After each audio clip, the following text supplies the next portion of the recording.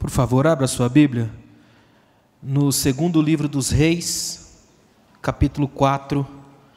Nós vamos ler do versículo 1 até o versículo 7. Segundo livro dos Reis, capítulo 4, versículos 1 a 7. Para nós refletirmos essa noite, eu quero ministrar essa noite dentro do tema da própria campanha: família ungida, família protegida. Amém? E eu fiquei procurando na Bíblia uma família que fosse ungida e protegida e achei essa daqui. Então, a gente vai pensar nela porque ela tem algumas lições tremendas para a nossa vida, para a nossa casa, para a nossa família. Família ungida, família protegida. Segundo livro dos Reis, capítulo 4, versículos 1 a 7. Acharam? Uma das mulheres dos seguidores dos profetas gritou a Eliseu: meu marido, teu servo, morreu, e tu sabes que o teu servo temia o Senhor.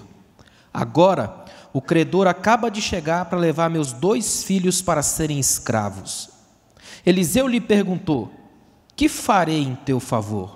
Dize-me o que tens em casa. Ela disse: tua serva não tem nada em casa, a não ser uma vasilha de azeite.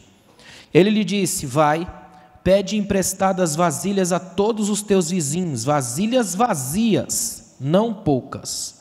Depois, entra com teus filhos e fecha a porta. Coloca o azeite em todas essas vasilhas e separa a vasilha que estiver cheia. Então ela se foi, entrou em casa com seus filhos e fechou a porta. Eles lhes traziam as vasilhas e ela as enchia. Quando as vasilhas ficaram cheias, ela disse ao filho: traze-me mais uma vasilha. Mas ele respondeu: não há mais vasilha alguma. Então o azeite parou. Então ela foi contar ao homem de Deus e ele lhe disse: vai, vende o azeite, paga a tua dívida, tu e os teus filhos vivereis do que sobrar. Amém. Pode sentar.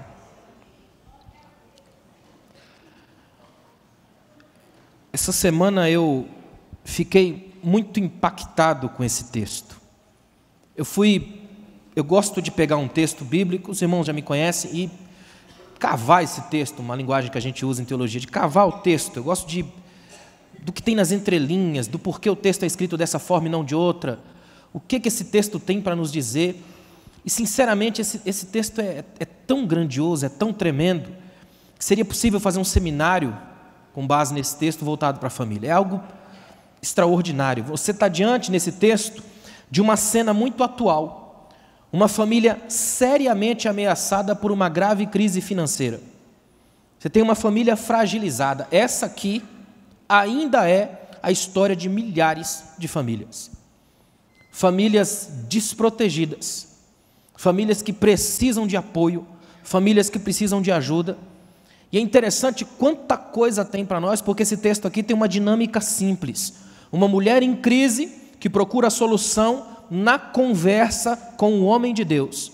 Ou seja, nesse texto não tem qualquer apoio, assim, apelo ao mirabolante. Esse texto e todo o milagre grandioso que tem nele, não tem nada de fantástico, em todos os sentidos, inclusive do televisivo. Deu para entender?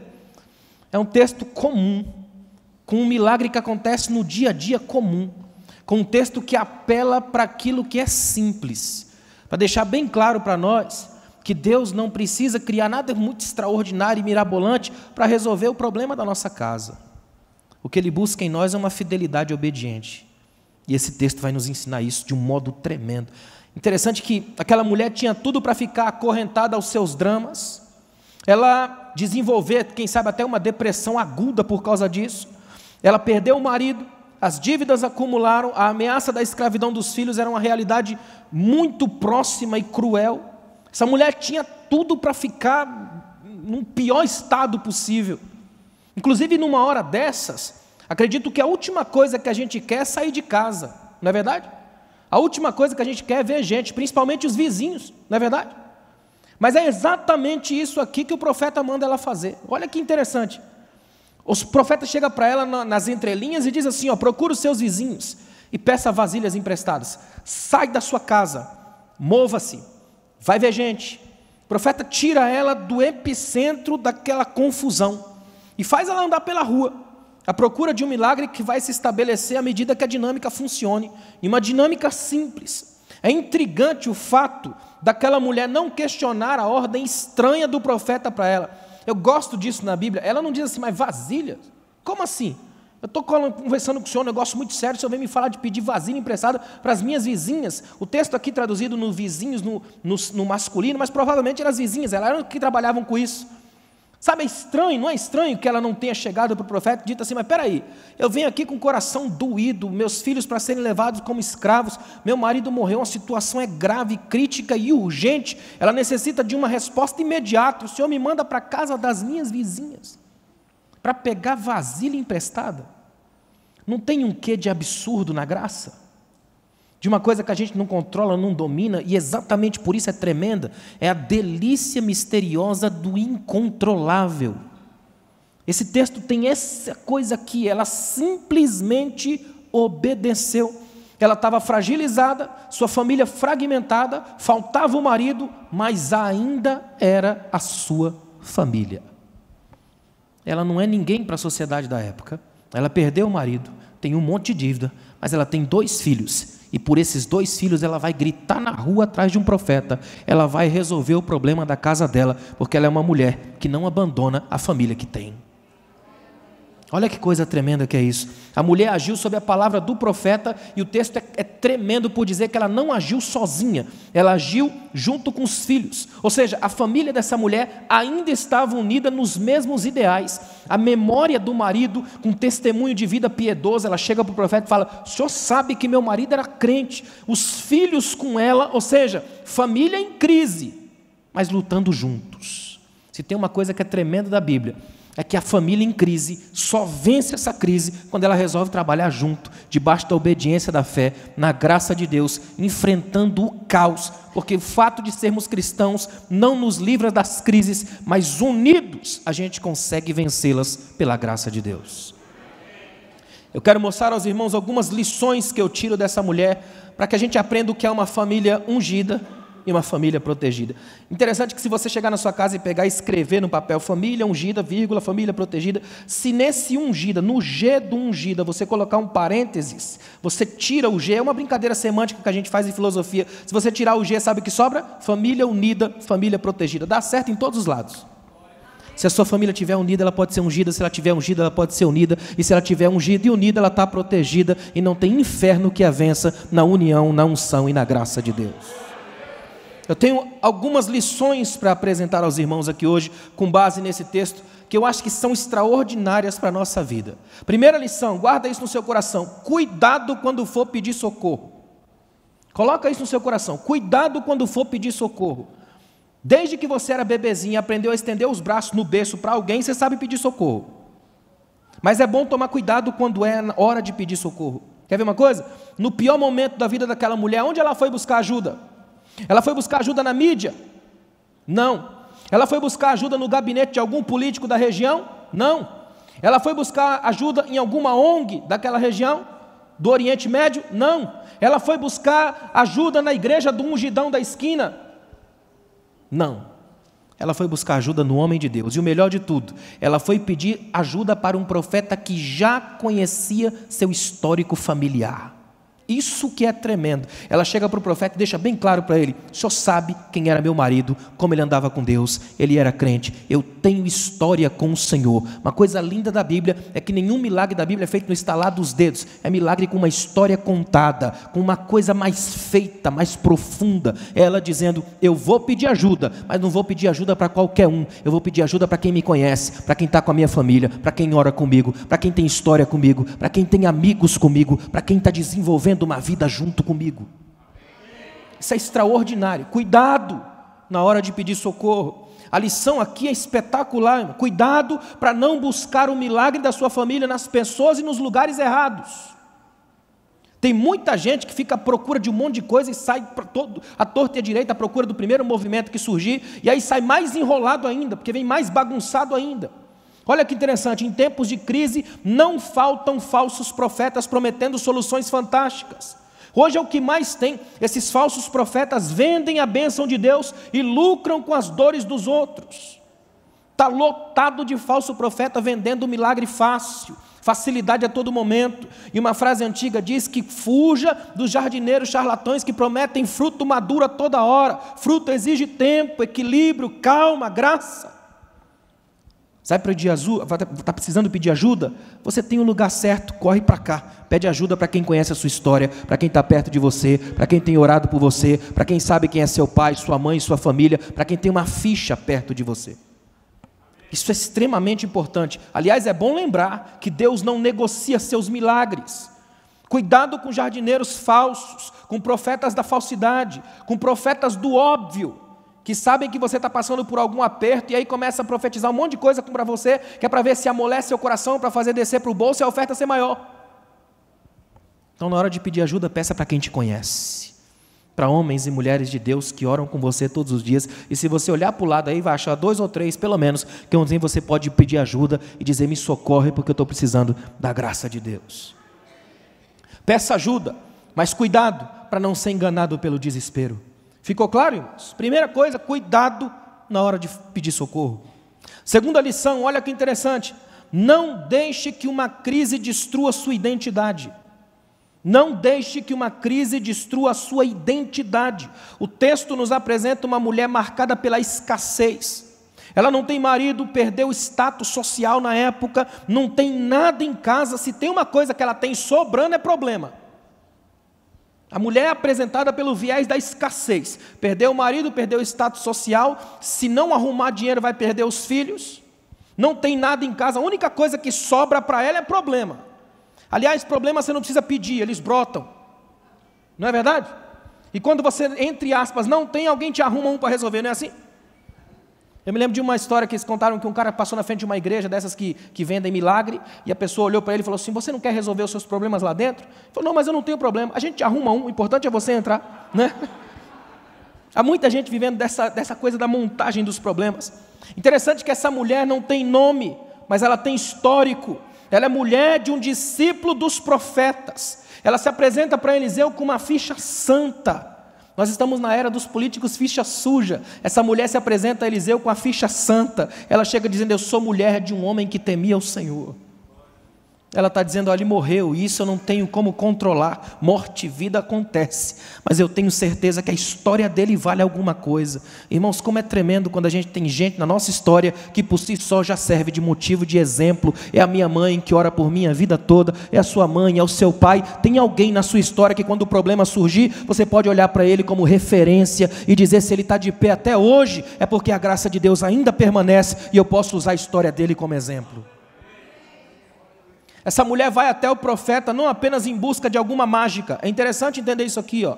Ela tem um histórico de piedade, portanto ela conhece as promessas de Deus. O marido dela era um discípulo de um dos profetas. Provavelmente ela ouviu muitas leituras da Torá, dos textos bíblicos e dos salmos na casa dela e na região. Tanto é que eu tenho certeza que ela vai até o profeta para reivindicar uma dessas promessas que está lá no Salmo 37, 25. Já fui moço, agora sou velho, mas nunca vi o justo desamparado e nem a sua descendência mendigar o pão.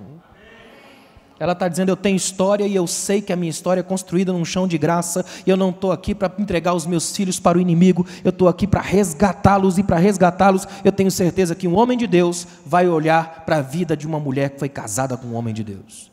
Tem uma equiparação aí, ó. Interessante que ela sabe que dificuldades também atingem os justos, mas também sabe que eles têm a quem recorrer.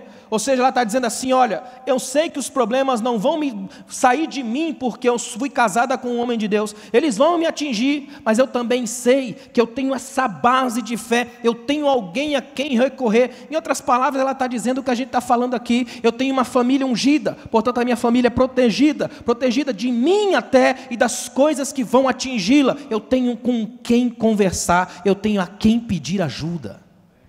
Então ela chega nesse homem.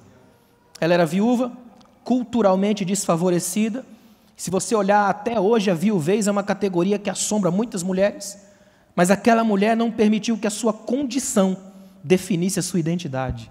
É uma mulher que continua debaixo da graça. O marido não está mais ali, mas ela permanece. Permanência é um negócio muito difícil no mundo de hoje. Quem teme ao Senhor não é destruído pelas crises. Ele permanece com a identidade, servo de Deus. Eu acho tremendo o fato dessa mulher chegar para Eliseu, ela não fala o nome do marido, ela não fala nada assim de mirabolante, ela simplesmente diz, ele temia ao Senhor. Existe um malabarismo de muitos pregadores tentar tirar coisas que nem existem na Bíblia, o cara fica procurando saber quem que era e tal, e não precisa. O tremendo é saber o que a Bíblia diz dele. O que ela não diz não importa, mas o que ela diz é tremendo. Diz que ele era um homem que temia o Senhor. Se tem uma coisa que está em falta na sociedade hoje é temor a Deus. Por falta de temor a Deus, muitos filhos estão desviando dentro da casa de Deus. Às vezes nem saem, permanecem desviados aqui por falta de temor a Deus. Por falta de temor a Deus, nós temos uma sociedade cada vez mais enlouquecida. É a falta do temor. Se voltar o temor a Deus, volta a centralidade, o espírito da fé. Uma igreja que teme ao Senhor é uma igreja de famílias ungidas, famílias protegidas. Terceira lição que eu aprendo com essa mulher, olha que tremendo. Nunca despreze o pouco com Deus. Nunca despreze o pouco com Deus.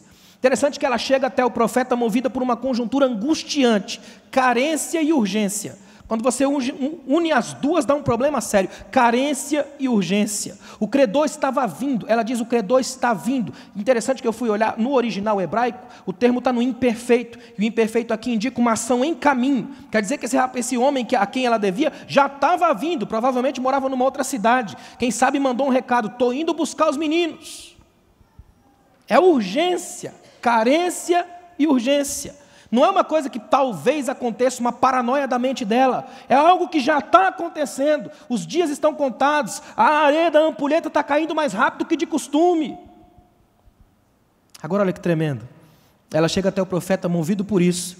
Ela luta contra o tempo, que é um inimigo implacável quando o assunto é dívida. O tempo é amigo dos juros, mas é inimigo de quem deve. Não é verdade? Tempo é um negócio complicado. E olha, tempo, dívida e cobrança formam uma quadrilha diabólica.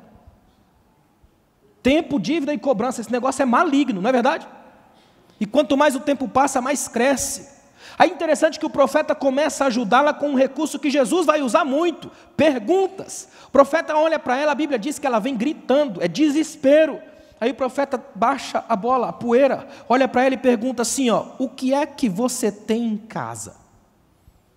Eu queria muito que a gente saísse daqui hoje com essa pergunta de Deus ecoando na mente da gente. O que você tem em casa?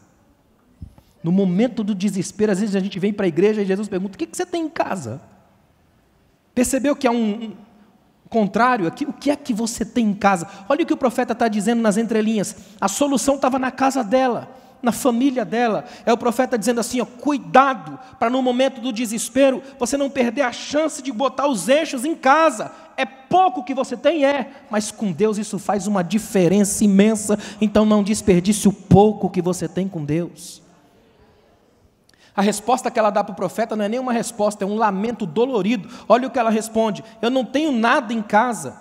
Interessante que isso aqui, na linguagem dela, e principalmente na construção hebraica do texto, isso significa que ela já tinha vasculhado a casa toda, na tentativa de encontrar alguma coisa de valor para quitar a dívida, o que já é interessante, ela já tinha feito a sua parte. Então ela vai procurar o profeta porque não tem mais o que fazer, o possível ela fez, o impossível agora é com o profeta. Então ela chega para ele e diz assim, não tem nada em casa, eu já vasculhei tudo, vendi tudo que eu tinha, não sobrou nada. Ela não tinha nada de valor, mas ela tinha o valor da fé.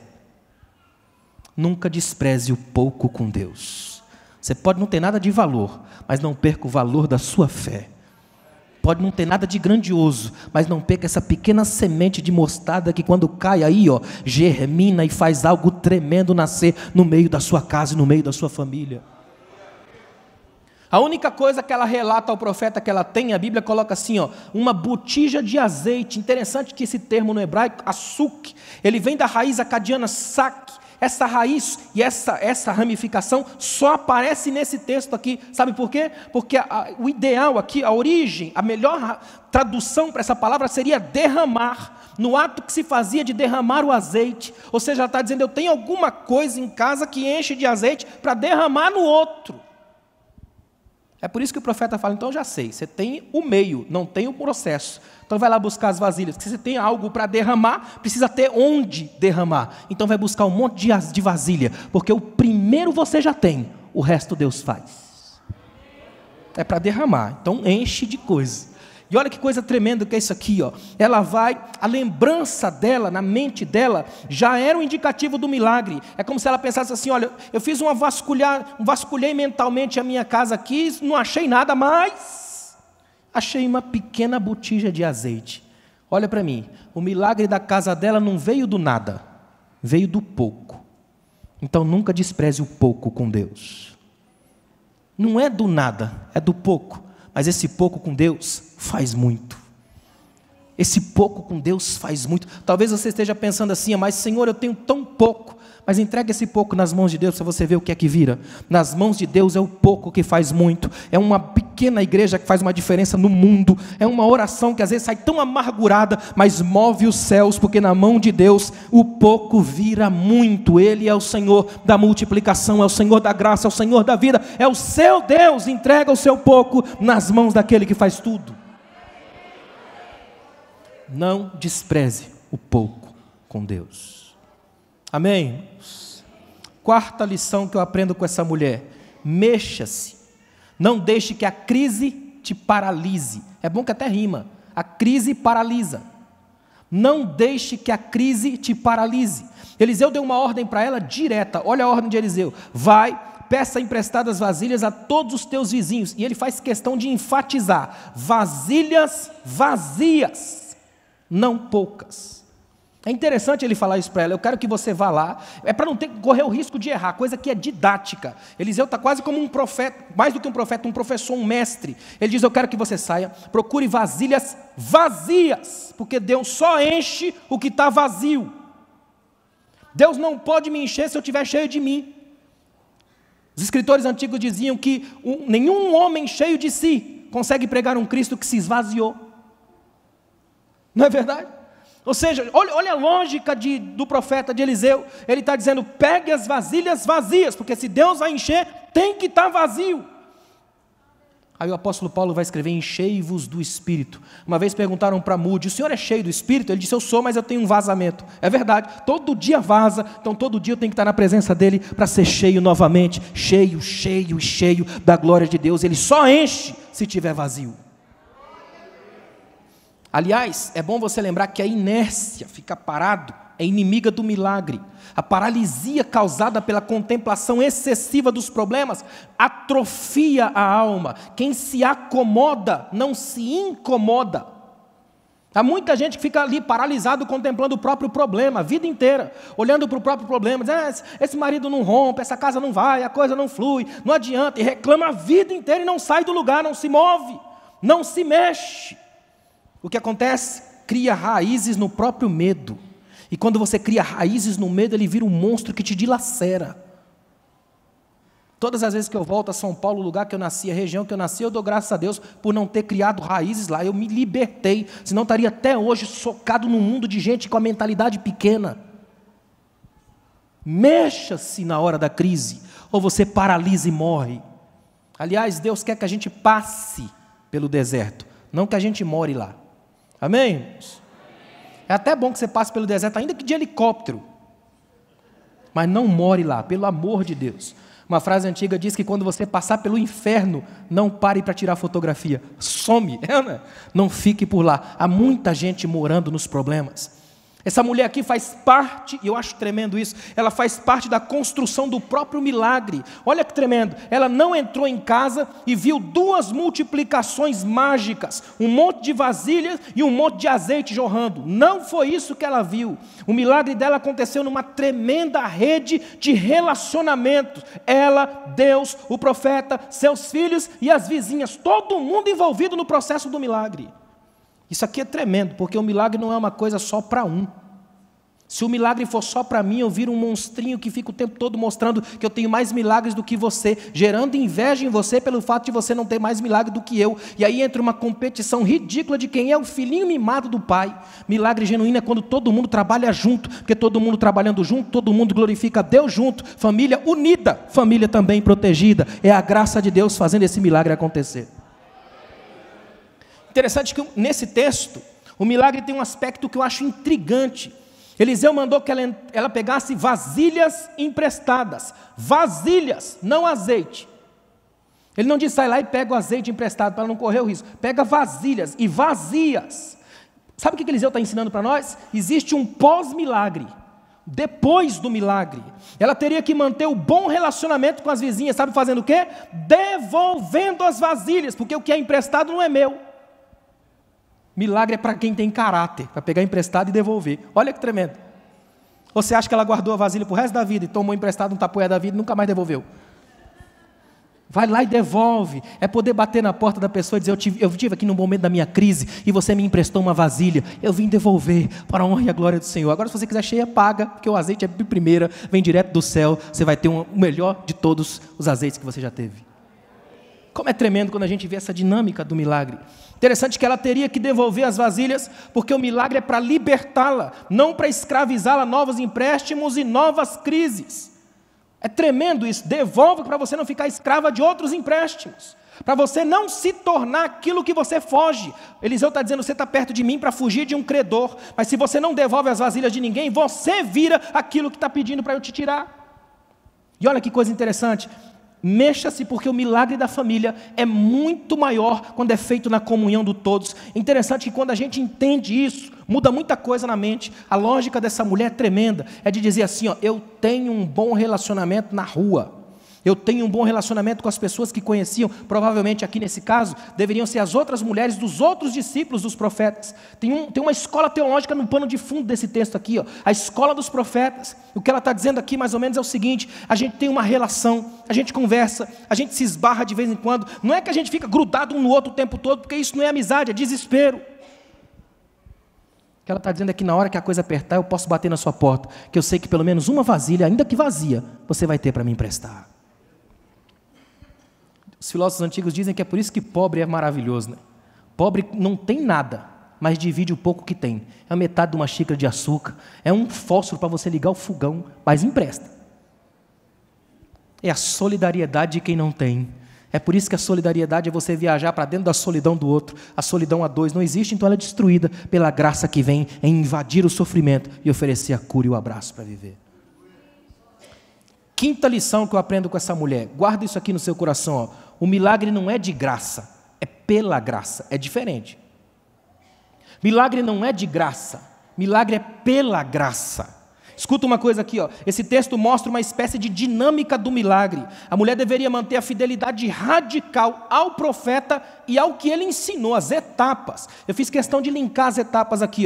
Primeiro, pedir vasilhas emprestadas. Isso aqui é humildade. Porque se essa mulher fosse metidinha, enjoadinha, você acha que ela ia pedir alguma coisa para alguém? Tem que ter coragem para chegar lá e pedir, é ou não é? Pedir vasilhas emprestadas. Segundo, vasilhas vazias e muitas. Presta atenção no terceiro passo, fechar a porta. E quarto, distribuir o azeite da botija para as vasilhas. Tinha uma dinâmica aqui, era o filho pegar uma vasilha vazia, levar até a mãe e ela derramar. O milagre está com ela. Não está passando por um monte de gente, não é uma corrente de osmose, não é um vírus que atinge quem está perto de mim, é uma bênção sobre mim, então eu vou e derramo quando você trouxer o azeite. Até para quê? Para poder saber quando o azeite parar. Existe um pós-milagre. Está dando para entender? Olha que coisa interessante, É interessante que o fato de que os vizinhos foram, entre aspas, convidados a participar do que eu chamo de periferia do milagre. A participação deles se resumiu, no caso, a emprestar as vasilhas. Eles ajudam, mas não participam. É interessante isso. O profeta está dizendo, é você quem vai até eles, pega as vasilhas e entra na sua casa e fecha a porta. Ou seja, eles podem participar da periferia do milagre, emprestando, mas eles não podem participar do processo, porque água e óleo não se misturam. Ele está dizendo: mantenha a origem, mantenha a graça, feche a porta da sua casa, fica junto com quem está junto de você, com quem conhece a sua história, com quem conhece a sua ficha, com quem é crente como crente você é. Quem quer andar com Deus, anda com gente que anda com Deus. Olha que interessante, para participarem do milagre, eles iam ter que pagar o preço, porque o milagre não é de graça, é pela graça. Se eles quisessem participar do milagre do azeite, iam ter que comprar. Ou seja, esse milagre foi completo. As vasilhas que eles emprestaram vazias só voltariam cheias se o preço fosse pago. Escuta uma coisa aqui, ó. Toda vitória custa um preço. Tem renúncia, tem oração, tem humildade, tem quebrantamento, tem a busca das vasilhas emprestadas, que significa relacionamento. Há todo um trabalho a ser feito, tem um preço a ser pago. Não é que Deus estala os dedos porque achou você bonito e te dá de graça. Não é de graça, é pela graça. E antes que alguém entenda errado, não é negociar o milagre, é a lógica bíblica da salvação que a gente está aprendendo na escola dominical. Um resgate, um valor, um preço a ser pago. Toda a história bíblica no Antigo Testamento aponta para algo em consumação no Novo. É salvação de uma família pelo resgate e o pagamento de um preço, azeite e graça sobre vidas. Agora, você quer ver uma coisa tremenda? Coloque isso aqui no seu coração. Valorize o que Deus está fazendo por você. Ou seja, é preciso colocar no nosso coração não o preço pelo milagre de Deus, mas o valor que Ele tem para nós. Imagina a alegria dessa mulher em saber que agora ela vai ter como pagar a dívida, continuar vivendo o que restou, porque ela tem uma certeza: meu marido morreu, mas o testemunho dele permanece vivo, porque eu tenho alguém na minha história que me fez referência. Sexta lição. Presta atenção nisso aqui, ó. Cuidado com o excesso de propaganda. Cuidado com o excesso de propaganda. O texto tem uma nota fascinante. Existe a privacidade do milagre. Poucas vezes você vai ouvir falar disso. A privacidade do milagre. Sem questionamentos de estranhos, sem sensacionalismos, sem as histerias da multidão, sem olhares de curiosos pela janela, sem distrações nem tumultos, só Deus, o azeite, a família e um silêncio reverente. Nem o profeta estava lá na hora. Já parou para pensar nisso? Um milagre que acontece num silêncio de portas fechadas. Parece um negócio assim, secreto, obscuro. O profeta manda ela entrar e fechar a porta. É só ela, Deus, o milagre e os filhos. Nem o profeta está lá. Silêncio total. É a conjugação perfeita entre o azeite e a proteção das portas fechadas. Eu acho extraordinário ela falar isso. Esse texto cai para nós aqui hoje por causa disso. Se tem uma geração que precisa fechar a porta da casa, no sentido de proteger os filhos, é a nossa geração. Aliás, é tão tremenda a Bíblia de colocar no plural: feche as portas. Porque hoje não basta fechar a porta da frente, tem que fechar a porta do celular, da internet. É fechar a porta, é resguardar os filhos, é fazer com que o milagre ocorra dentro de casa, é criar nos filhos memórias visuais do milagre de Deus. Esses meninos nunca mais iam esquecer quando um dia a mãe fechou as portas e começou a derramar um azeite que não parava nunca, até que acabassem as vasilhas. Esses meninos têm testemunho para contar. Esses meninos sabem que o pai morreu, mas Deus permanece vivo na mãe deles, na história deles e nas portas fechadas da casa.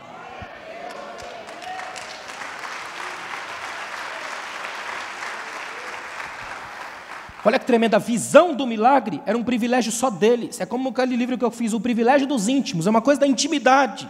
A visão do milagre era um privilégio deles. Já os resultados do milagre é que seriam vistos por todos. Assim como uma bandeira hasteada é visto por todos. Interessante que a palavra hebraica para milagre é nes, a mesma palavra para hastear a bandeira. Primeiro Deus faz, depois a gente mostra.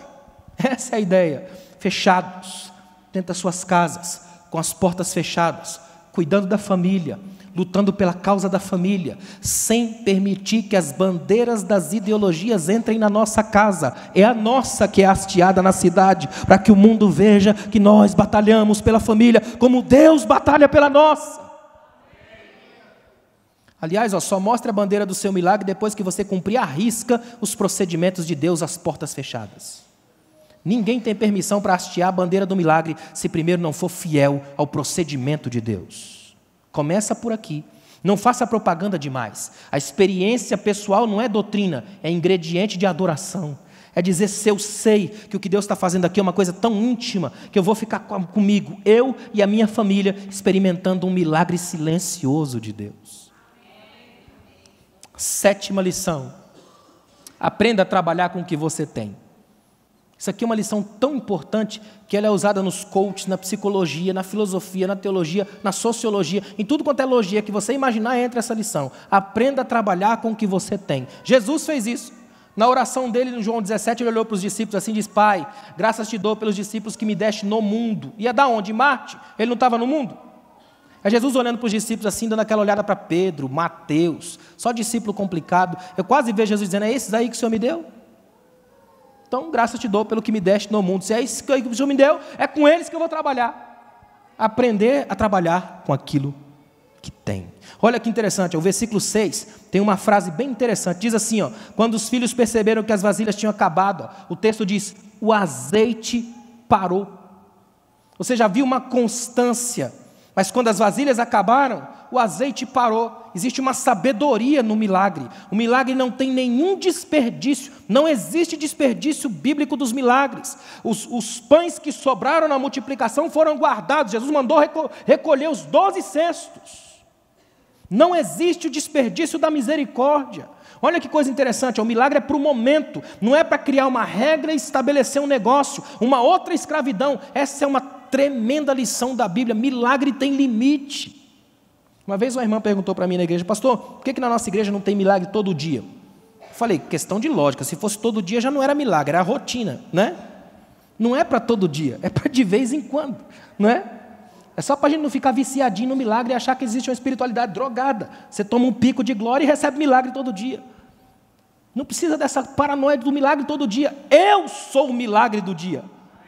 Se eu estou de pé aqui hoje, eu sou um milagre do dia. Se você está vivo aqui essa noite, você é um milagre. Se você estiver com a sua família aqui, então é mais milagre ainda.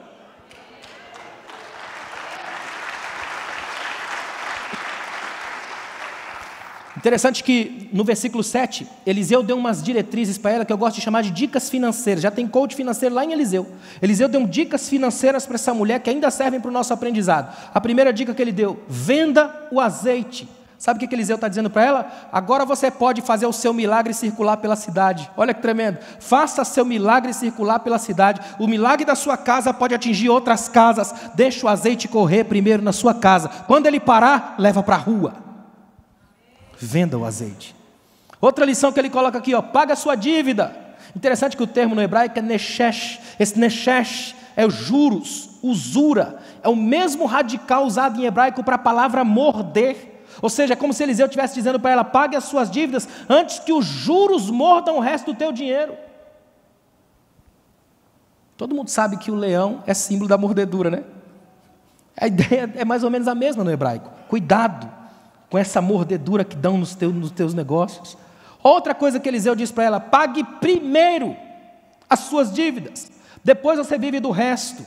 É como se Eliseu dissesse assim, ó: foque as necessidades, não as suas vaidades. O que Eliseu está dizendo aqui é uma coisa que o coach está descobrindo agora, que quem tenta viver como rico acaba pobre, custa caro demais fingir.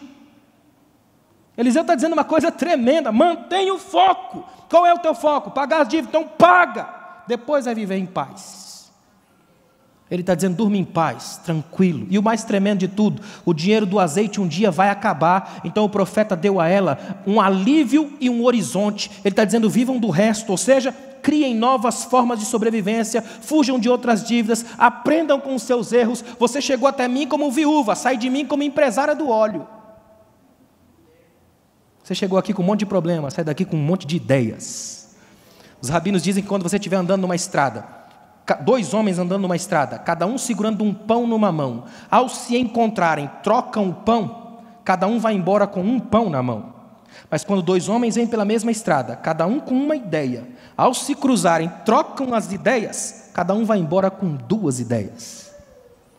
Essa mulher chega até o profeta com um monte de crise, mas troca uma ideia e vai para casa com um monte de ideias, com coisa para fazer, com dívidas para pagar, com vida para crescer e com horizonte para desfrutar. Vivam do resto. A bênção de Deus é tremenda. É Deus dizendo para mim e para você: ao invés de a gente focar só nos nossos problemas, foca no que dá para fazer quando a graça de Deus atinge a nossa vida no meio da rua.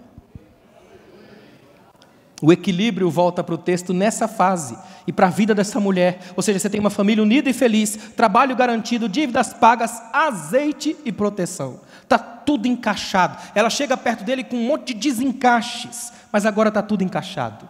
E é por isso que eu faço questão de deixar essa última lição aqui, ó. Guarda no seu coração. Nunca perca o azeite na sua casa. Você pode perder e vender tudo, mas não venda o azeite. Porque na hora que Deus chamar, vai precisar daquele pouco de azeite que tem lá. Olha que coisa tremenda. O azeite na Bíblia tinha várias funções. Por exemplo, iluminar quando era colocado na lamparina.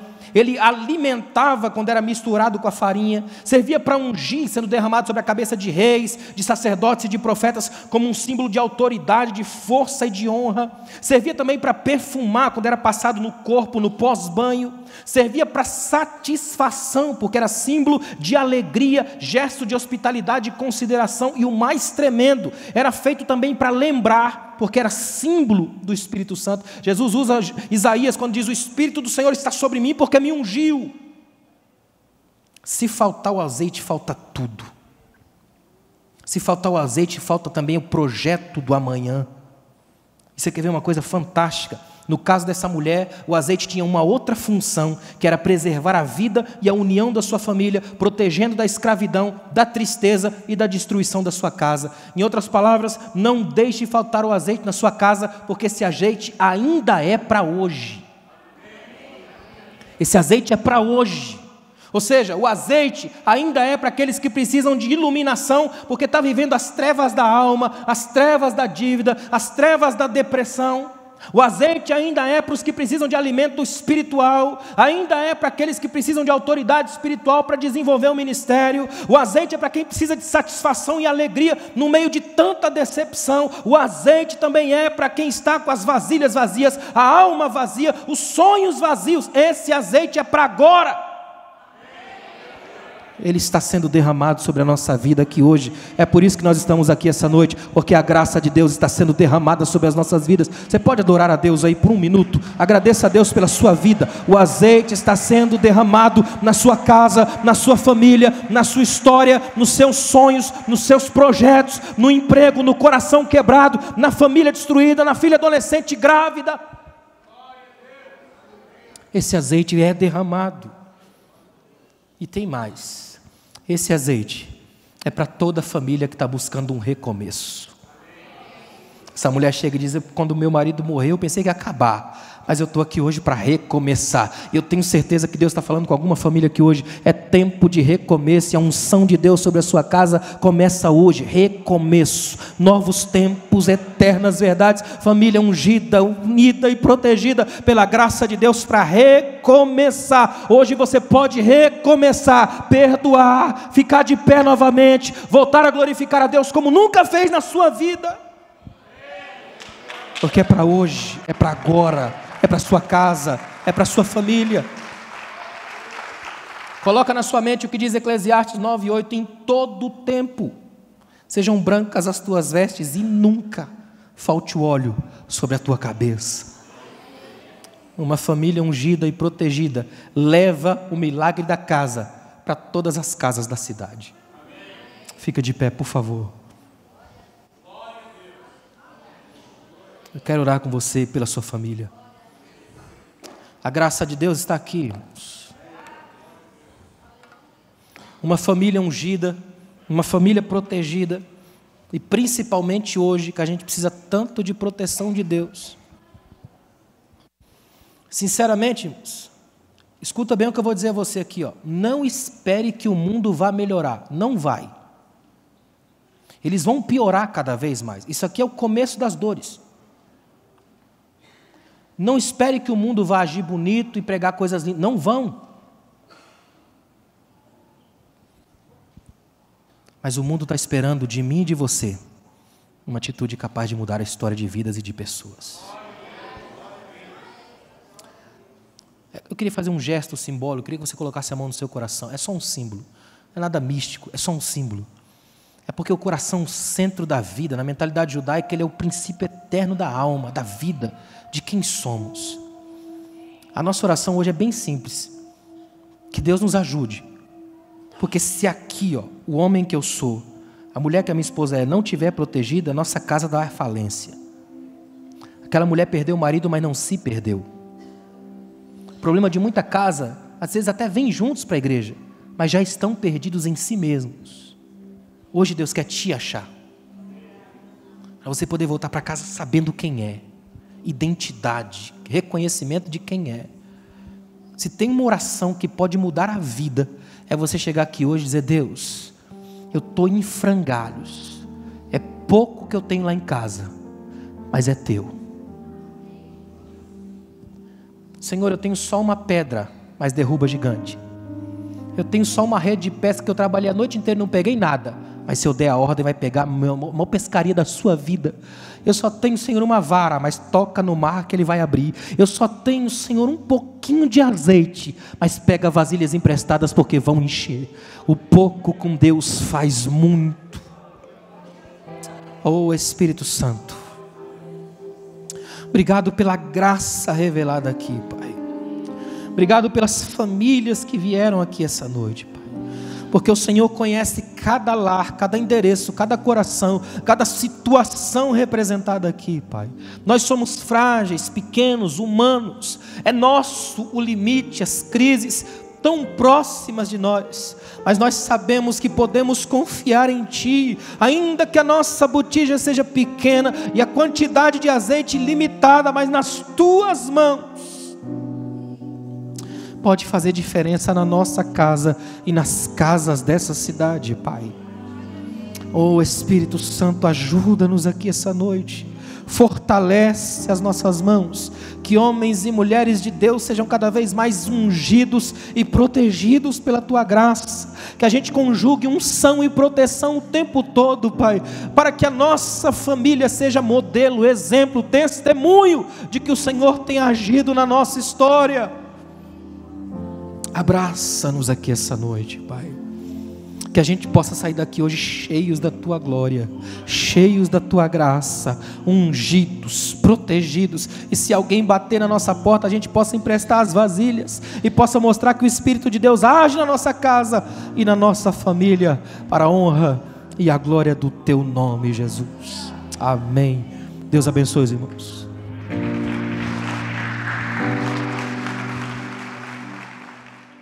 Uma igreja alegre, participativa.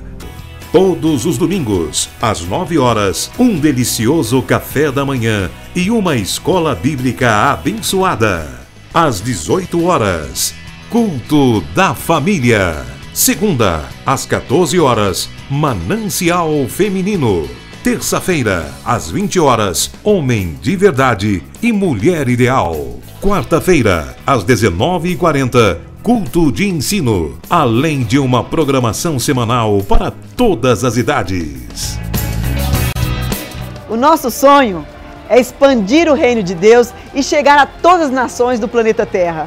E eu quero convidar você a fazer parte desse grande projeto que com certeza Deus vai te abençoar. Catedral da Família.